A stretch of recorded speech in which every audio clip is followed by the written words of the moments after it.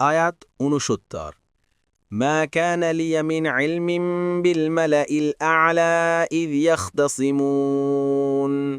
অনুবাদ: ঊর্ধ্বলোক সম্পর্কে আমার কোনো জ্ঞান ছিল না যখন তারা বাদানুবাদ করছিল। ১ নম্বর ফুটনোট। অর্থাৎ আমার রেসালাতের উজ্জ্বল প্রমাণ এই যে আমি তোমাদেরকে ঊর্ধ্বজগতের বিষয়াদি সম্পর্কে অবহিত করে থাকি, যা ওহী ছাড়া অন্য কোনো উপায়েই আমার জানার কথা নয়। এসব বিষয়াদির এক অর্থ সেসব আলোচনা যা আদম সৃষ্টির সময় আল্লাহ তাআলা ও ফেরেশতাগণের মধ্যে অনুষ্ঠিত হয়েছিল। ইবনে কাসির থেকে বলা হয়েছে, ফেরেশতাগণ বলেছিল, আপনি কি পৃথিবীতে এমন কাউকে সৃষ্টি করবেন যারা সেখানে অনর্থ সৃষ্টি করবে এবং রক্তগঙ্গা বইয়ে দেবে? কুর্তুবীর বলা হয়েছে। এইসব কথাবার্তাকে এখানে ইখতসম বলে ব্যক্ত করা হয়েছে, যার শাব্দিক অর্থ ঝগড়া করা অথবা বাগবিতণ্ডা করা।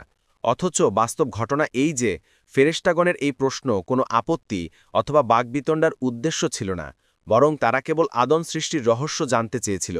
কিন্তু প্রশ্ন ও উত্তরের বাহ্যিক আকার বাগবিতণ্ডার অনুরূপ হয়ে যাওয়ার বিধায় একে ইখতেসম শব্দ দ্বারা ব্যক্ত করা হয়েছে।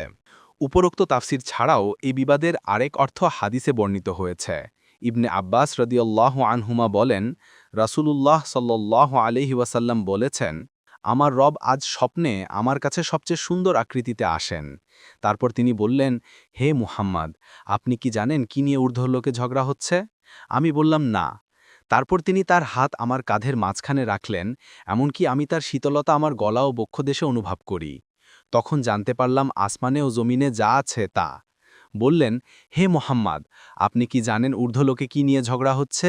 আমি বললাম, হ্যাঁ। বললেন, কাফফারা নিয়ে। কাফফারা হচ্ছে সালাতের পরে মসজিদে অবস্থান করা এবং জামায়াতের দিকে পায়ে হেঁটে যাওয়া, আর কষ্টকর জায়গায় অজুর পানি পৌঁছানো। যে ব্যক্তি এটা করবে সে কল্যাণের সাথে জীবন অতিবাহিত করবে এবং কল্যাণের সাথে মারা যাবে। আর সে তার গুনাহ থেকে এমনভাবে মুক্ত হবে যেমন তার মা তাকে প্রথম জন্ম দিয়েছিল। তারপর তিনি বললেন, হে মোহাম্মদ, আপনি যখন সালাত আদায় করবেন তখন বলবেন, আল্লাহুম্মা ইন্নী আসআলুকা ফিআলাল খায়রাতি ওয়া তারকাল মুনকারাতি ওয়া হুব্বাল মাসাকিনি ওয়া ইযা আরাদতা বিইবাদিকা ফিতনাতান ফাতবিদনি ইলাইকা গায়রা মাফতুনিন।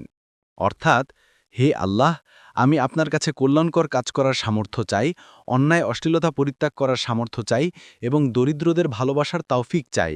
আর যখন আপনি আপনার বান্দাদেরকে কোনো পরীক্ষায় নিপতিত করতে চান, তখন আমাকে আপনার কাছে বিনা পরীক্ষায় নিয়ে নিন। অনুরূপভাবে ঊর্ধ্বলোকে আরেকটি বিবাদের বিষয় হচ্ছে দারাজাহ বা উচ্চ পদমর্যাদা। দারাজাহ বা উচ্চ পদমর্যাদা হচ্ছে প্রথম সালাম দেয়া, খাবার খাওয়ানো এবং মানুষ যখন ঘুমায় তখন সালাত আদায় করা। তিরমিজি ৩২৩৫। তবে হাফেজ ইবনে কাসির প্রথম তাফসিরটিকে অগ্রাধিকার দিয়েছেন। দেখুন ইবনে কাসির।